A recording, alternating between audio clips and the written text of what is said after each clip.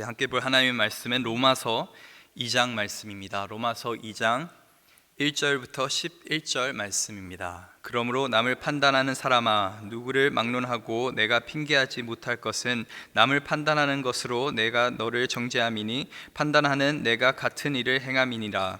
이런 일을 행하는 자에게 하나님의 심판이 진리대로 되는 줄을 우리가 아노라. 이런 일을 행하는 자들을 판단하고도 같은 일을 행하는 사람아, 내가 하나님의 심판을 피할 줄로 생각하느냐? 혹 내가 하나님의 인자하심이 너를 인도하여 회개하게 하심을 알지 못하여 그의 인자하심과 용납하심과 길이 참으심이 풍성함을 멸시하느냐? 다만 내 고집과 회개하지 아니한 마음을 따라 진노의 날 곧 하나님의 의로우신 심판이 나타나는 그날에 이 말 진노를 내게 쌓는도다. 하나님께서 각 사람에게 그 행한 대로 보응하시되 참고 선을 행하여 영광과 존귀와 썩지 아니함을 구하는 자에게는 영생으로 하시고 오직 당을 지어 진리를 따르지 아니하고 불의를 따르는 자에게는 진노와 분노로 하시리라. 악을 행하는 각 사람의 영에는 환난과 공고가 있으리니 먼저는 유대인에게요 그리고 헬라인에게며 선을 행하는 각 사람에게는 영광과 존귀와 평강이 있으리니 먼저는 유대인에게요 그리고 헬라인에게라. 이는 하나님께서 외모로 사람을 취하지 아니하심이라. 아멘. 미국 기독교 서적 중에서 Unchristian이라는 그런 책이 있습니다. 한국어로도 이렇게 번역이 됐는데 그 번역본의 제목이 뭐냐면은 나쁜 그리스도인이라는 책입니다. 이게 2007년도에 출간이 됐는데 이 책을 쓴 저자 이 데이비드 키네먼이라는 사람이 누구냐면은 미국을 대표하는 기독교 연구 기관인 바나 그룹이라는 데가 있습니다. 그 바나 그룹에서 인턴 사원으로 시작해서 지금은 그 바나 그룹의 대표로 있는 사람입니다. 바나 그룹은 이제 미국 전역을 돌아다니면서 설문조사하고 또 인터뷰하고 여러 가지 통계 자료를 내서 매년 이렇게 기독교에 관련된 그런 자료들을 발표하곤 합니다. 그런 여러 가지 연구 자료를 토대로 2007년도에 이 사람이 책을 낸 것이 바로 이 Unchristian, 나쁜 그리스도인이라는 책입니다. 그 책 안에는 이 그리스도인과 비그리스도인 이 두 사람들의 차이, 그리고 이 기독교가 아닌 사람들이 기독교를 바라보는 그런 시선들에 대해서 이렇게 평가를 하고 있는데 그 연구 결과에 따르면은 기독교인은 비기독교인보다는 공중 장소에서 욕을 덜 한다고 합니다.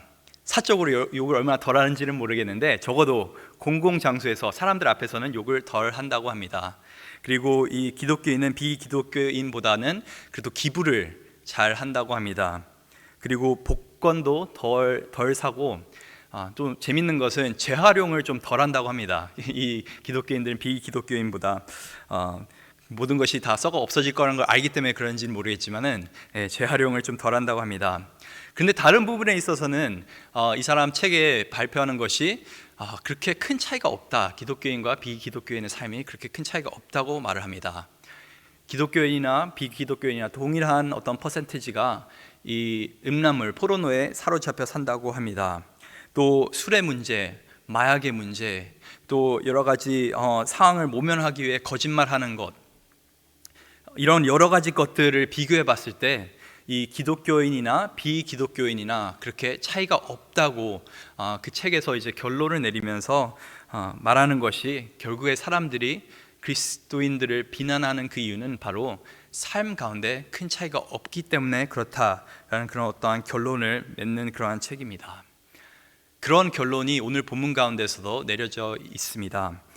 로마서 1장 16절에 보면은 사도 바울이 고백을 하죠. 복음은 모든 믿는 자에게 구원을 주시는 하나님의 능력이라고 정말 멋진 고백을 합니다. 그러면서 이 로마서 1장 중반부터는 이 율법이 없는 하나님 없이 살아가고 있는 이방인들을 향해서 하나님이 어떻게 그들을 바라보시는지 또 어떤 심판이 임하게 될 것인지를 굉장히 적나라하게 그렇게 쓰고 있습니다. 정말 무법하게 사는 사람들, 하나님을 무시하면서 자기 마음대로 살고 있는 그 사람들의 삶이 얼마나 어리석어 보이고 또 얼마나 악하고 결국에 어떠한 심판을 받게 될지를 참 낱낱이 이렇게 사도 바울이 적게 되는데 이 글을 보면서 아마 많은 유대인들이 그래 맞아 하면서 박수를 쳤을 겁니다. 동의를 하면서 그래 저 무법한 자들 이방인들은 그래서 안 돼 라고 하면서 손가락질을 했겠죠. 그런데 이 로마서 2장부터는 사도 바울이 이방인이 아닌 유대인을 향한 그런 평가를 하기 시작합니다. 오늘 본문 1절입니다. 그러므로 남을 판단하는 사람아, 누구를 막론하고 내가 핑계하지 못할 것은 남을 판단하는 것으로 내가 너를 정죄함이니 판단하는 내가 같은 일을 행함이니라. 참 많은 유대인들이 1장 내용을 가지고 사도 바울과 맞장구를 치면서 그래 맞아 이방인들 비난했을 텐데, 사도 바울은 오히려 이 이방인들을 비난하고 있는 유대인들을 향해 경고를 합니다. 너희가 그들과 크게 다르지 않다. 너희도 똑같은 일을 하면서 결국엔 그들을 판단하고 정죄하고 있는 것 아니냐라고 하면서 그들 겉에 드러나지 않는 내면 깊숙이 있는 죄의 문제를 드러내기 시작합니다. 사실 이 유대인들은 자신들이 율법을 갖고 있기 때문에, 하나님의 말씀을 갖고 있기 때문에, 또 자신들이 하나님의 백성으로 선택을 받았기 때문에 우리는 그래도 좀 저들보단 낫지 않냐라는 생각을 가지면서 살아갔습니다. 어떤 종교적인 우월주의, 또 민족주의 그런 걸 이제 포함하면서 적어도 이방인들보다는 우리가 좀 낫다. 그렇기 때문에 우리는 결국에 하나님 나라 천국에 가게 될 것이라고 그렇게 믿으면서 또 다른 사람들을 정죄하고 비판하고 그렇게 살았습니다. 근데 사도 바울이 내리는 결론은 뭐냐면은 너희가 그렇도록 이방인들 비난하고 있는데 결국 너희 또한 죄인이다 라고 분명히 오늘 본문에서 말하고 있는 것입니다. 왜 남을 판단하는 것이, 남을 정죄하는 것이 이토록 죄된 일일까요? 오늘 본문에서 말하고 있는 것은 남을 판단하는 것, 그 행위 자체가 나쁘다고 말하는 것은 아닙니다. 저희가 마태복음 7장을 보게 되면은 예수님께서도 말씀하시죠. 다른 사람을 판단하지 말되, 근데 그러고 나서 말씀하시는 것이 다른 사람 눈에 있는 그런 어떤 문제점들을 보게 된다면 먼저 내 눈에 있는 다른 사람 눈에 티끌을 빼려고 한다면 먼저 내 눈에 있는 그런 것들을 먼저 빼라. 너의 자신을 먼저 점검하고 나서 다른 사람을 판단하고 또 가르치라는 것이 바로 마태복음 7장에 나와 있는 말씀입니다. 저희가 부모로서도 자녀들을 양육할 때 아닌 건 아닌 거라고 해야 되고 맞는 건 맞는 거라고 분명히 말해줘야 됩니다. 아이가 길거리에서 놀고 있는데 그래 내가 판단하지 말아야지, 저 아이도 분명히 생각이 있어서 저렇게 길 한복판에서 놀고 있을 거라고 하면은 그거는 부모로서 잘못된 판단을 하고 있는 것이죠. 다른 사람을 판단하는 그 행위 자체가 잘못된 건 아닙니다. 오늘 본문에서 말하고 있는 것은 너희가 다른 사람을 판단하고 있는데 그것이 옳은 판단이 아니라 너희 안에 있는 그 죄 자체도 보지 못하면서 너희가 다른 사람을 판단하고 있기 때문에 그것이 문제가 된다고 오늘 성경은 말하고 있는 것입니다. 그러면 우리는 왜 이토록 우리 안에 있는 죄를 보지 못하고 다른 사람의 죄는 이토록 잘 보게 되는 것일까요? 이 홍종락이라는 분이 쓰신 수필집이 있습니다. 햇살 숟가락 중에서 라는 수필집인데 거기서 이런 글귀가 있습니다. 남이 일할 때는 오래 걸리면은 게으른 탓이고 내가 시간을 많이 들이는 이유는 꼼꼼한 탓이다. 남이 지출을 많이 하면 씀씀이가 해픈 것이고 내가 지출을 많이 하면 마음이 넉넉한 것이다. 남이 잘못을 지적하면 비판적인 것이고 내가 잘못을 지적하면 예리한 것이다. 남이 온순하면 나약한 것이고 내가 온순하면 우아한 것이다. 남이 잘 차려입으면 허영심이 많은 것이고 내가 잘 차려입으면 미적 감각이 뛰어난 것이다. 남이 자기 생각을 말하면 성질이 나쁜 것이고 내가 내 생각을 말하면 솔직한 것이다. 남이 큰 위험을 감수하면 무모한 것이고 내가 위험을 감수하면 용감한 것이다. 결국에 우리는 남이 하는 것에 대해서는 한없이 저희가 까탈스럽고 끝없이 저희가 정죄하는데 우리의 죄에 대해서는, 우리의 행동에 대해서는 끝없이 관대하다는 그런 말을 이제 저자가 하고 있는 것입니다. 왜 저희는 이토록 우리 자신에게 이렇게 관대할까요?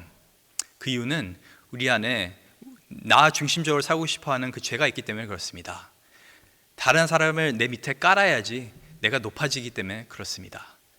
다른 사람 비판할 때 정말 그 사람이 걱정돼서 비판하는 것보다는 저 사람을 비판하면서 그래 나는 저 사람보다는 낫지, 내 안에 어떤 만족이 들기 때문에 우리는 많은 경우 다른 사람과 우리 자신을 비교하고 다른 사람을 향해 우리는 비판을 하고 정죄를 하게 되는 것인데, 사도 바울이 말하는 것은 너희가 정죄하기 전에, 비판하기 전에 먼저 내 자신을 돌아보라고 말을 하고 있는 것입니다. 앞선 본문들에서 주로 등장하는 죄가 뭐냐면은 우상 숭배와 성적으로 문란한 그런 이방인들의 모습을 가지고 사도 바울이 얘기를 하는데, 저희 삶 가운데서도 어떻게 보면은 기독교인이지만은 교회를 다니지만은 돈에 매여서, 또 삶의 어떤 때는 자녀에 매여서 여러 가지 것들을 우상으로 삼아가면서 우리가 살아갈 때가 굉장히 많습니다. 교회는 동성애, 또 여러 가지 사회적 문제들을 비판하지만은 정작 사실 우리 교회 안에 있는 여러 가지 하나님이 만드신 이 멋진 결혼의 그 창조의 그 원리를 우리가 인정하지 못하고, 많은 경우 저희 안에 이혼의 문제가 있고 불륜의 문제가 있습니다. 통계자료에 의하면은 기독교 안에 이 이혼하는 비율이나 믿지 않는 사람들 이혼하는 비율이 크게 다르지 않다고 하는 그런 통계 자료들이 있습니다.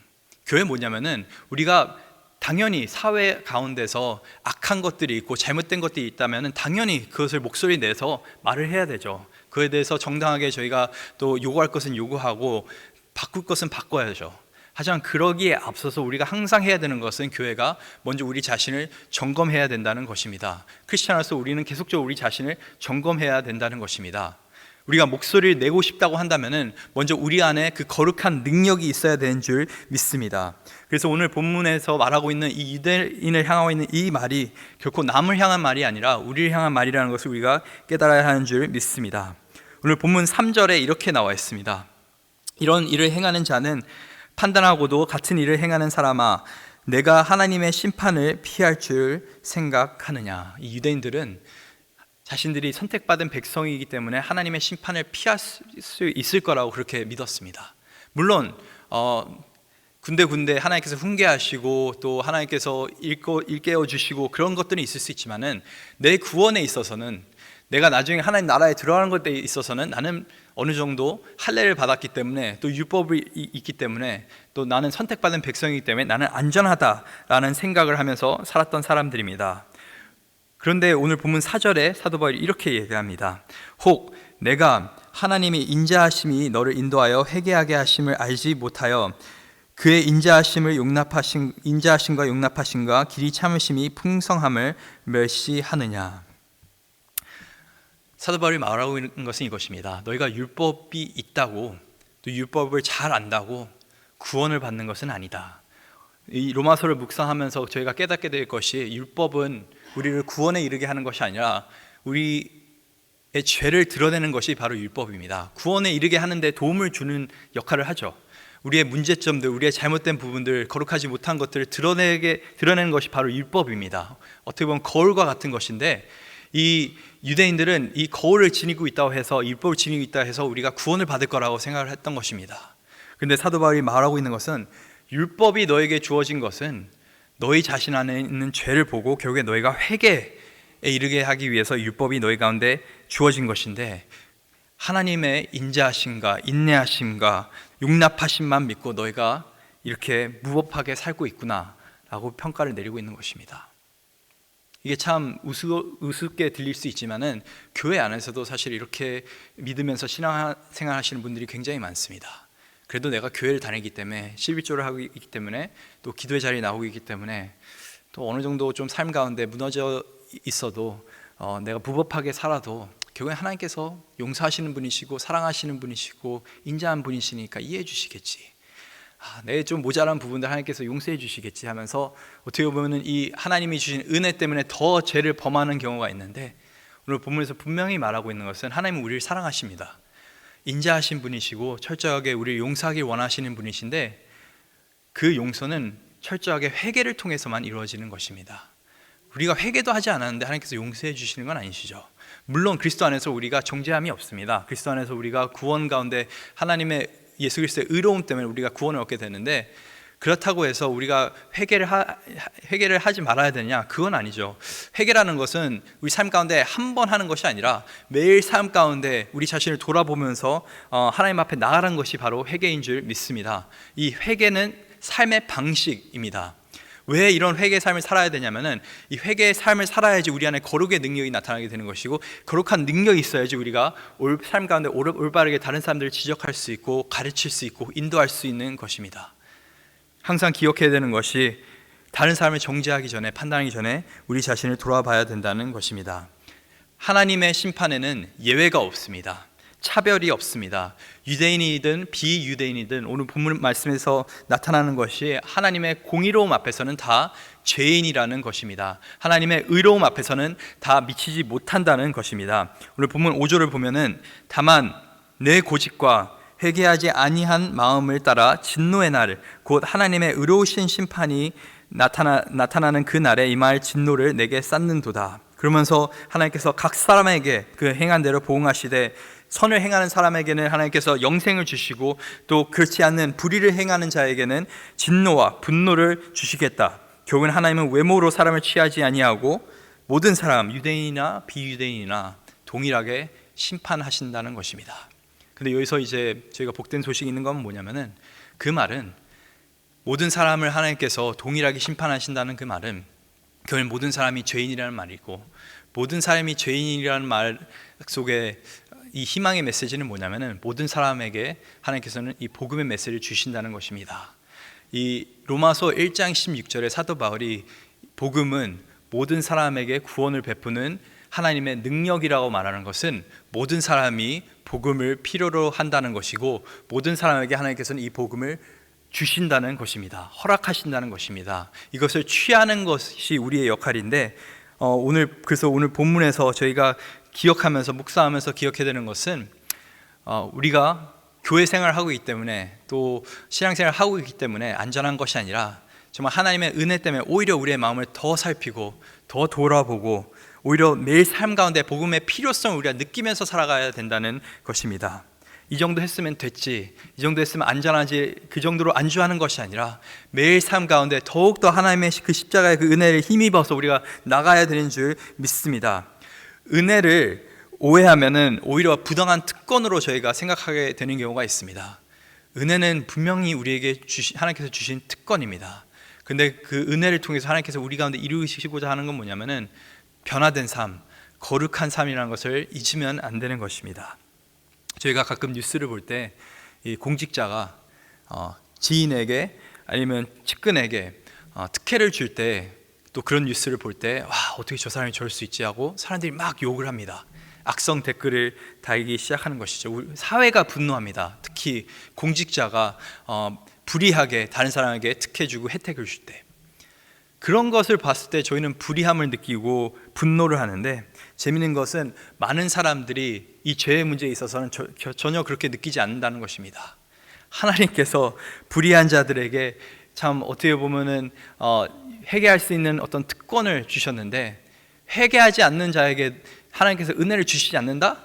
그것은 이해가 안 된다고 많은 사람들이 얘기합니다. 하나님 사랑이시니까 죄가 아무리 많은 사람도 용서해 주셔야지라고 말하는데, 결국에 하나님께서는 사랑이시지만 공의로우신 분이기 때문에 죄인인 우리를 받아들일 수가 없습니다. 그렇기 때문에 하나님께서는 자신의 아들 예수 그리스도를 보내주셔서 우리를 새롭게 하시고 의롭게 하셔서 우리가 이제 예수님과 함께 하나님께 나갈 수가 있는 것이죠. 그래서 오늘 하루도 그 은혜 기억하면서 의지하면서 살아갈 수 있는, 그래서 우리의 삶을 돌아볼 때 다른 사람 가운데도 참 진정한 진리를 선포할 수 있는 저와 여러분 될 수 있길 간절히 소망합니다.